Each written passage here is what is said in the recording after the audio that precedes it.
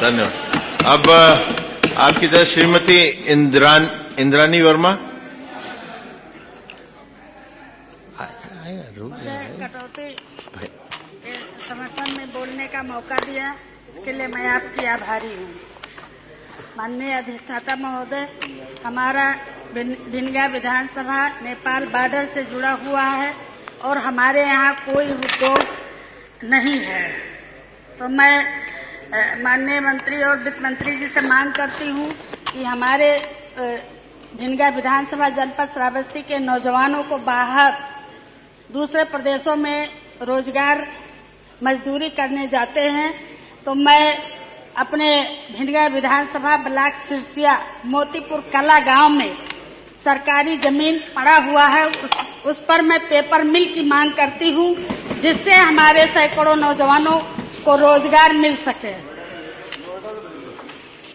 और माननीय मंत्री जी, जो माननीय अधिष्ठाता महोदय, खादी ग्राम उद्योग से जो ऋण योजना नौजवान प्रयास करते हैं लेने के लिए, उनको बहुत भटकना पड़ता है फैलों में और इधर उधर चक्कर लगाना पड़ता है। तो मैं सरकार से मांग करती हूँ कि जो खादी ग्राम उद्योग से ऋण नौजवान लेना चाहता है या रोजगार करना चाहता है, तो आपके द्वारा आदेश हो जाए, जनपद श्रावस्ती भिनगा विधानसभा में उनको आसानी से ऋण मिल चुके हैं और वो अपना रोजगार कर चुके हैं। माननीय अधिष्ठाता महोदय, माननीय मुख्यमंत्री युवा अभियान योजना के तहत जो नौजवानों को 5 लाख रुपया देने का सरकार ने घोषणा किया है, उसमें हमारे क्षेत्र के नौजवान जो चाहते हैं कि हमको मिले और मैं मुख्यमंत्री जी के इस बेहतर योजना से जुड़ूं, तो उनको इधर उधर भटकना पड़ता है और बैंक के द्वारा, अधिकारियों के द्वारा उनको आसानी से पैसा उपलब्ध नहीं होता है। तो मैं सदन से मांग करती हूँ कि आपके द्वारा आदेश हो जाए, जो इससे जुड़ना चाहते हो इस योजना के तहत, तो उनको आसानी से पैसा मिल जाए और वो रोजगार अपने क्षेत्र में रोजगार कर सके। माननीय अधिष्ठाता महोदय, मैं अपने बजट बहुत बड़ा है, सरकार के द्वारा बताया गया है कि बजट बहुत बड़ा है, तो मैं इस बजट में मांग करती हूँ कि जब समाजवादी पार्टी की सरकार थी और समाजवादी पार्टी के राष्ट्रीय अध्यक्ष आदरणीय अखिलेश यादव जी ने हमारे लक्ष्मणपुर में ब्लॉक दिया था और ब्लॉक चालू हो गया था, लेकिन जैसे भाजपा की सरकार 2017 में आई तो आपने उस ब्लॉक को बंद कर दिया। तो मैं पुनः मांग करती हूँ कि उस ब्लॉक को चालू कराया जाए, जिससे उस अगल बगल क्षेत्र में किसानों, नौजवानों और उस ब्लॉक के ग्राम प्रधान, क्षेत्र पंचायत सदस्यों को आसानी से उस क्षेत्र का विकास कर सके।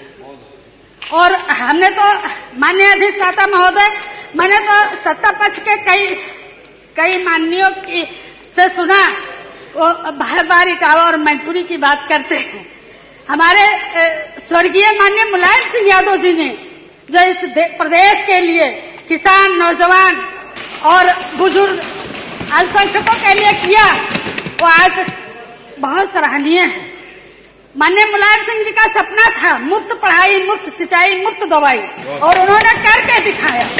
और समाजवादी पार्टी के राष्ट्रीय अध्यक्ष, जब बार बार हम तो सुनते हैं, हम सत्ता पक्ष के माननीयों से बार बार यही सुनते हैं कि 12 से 17 में आपने क्या किया।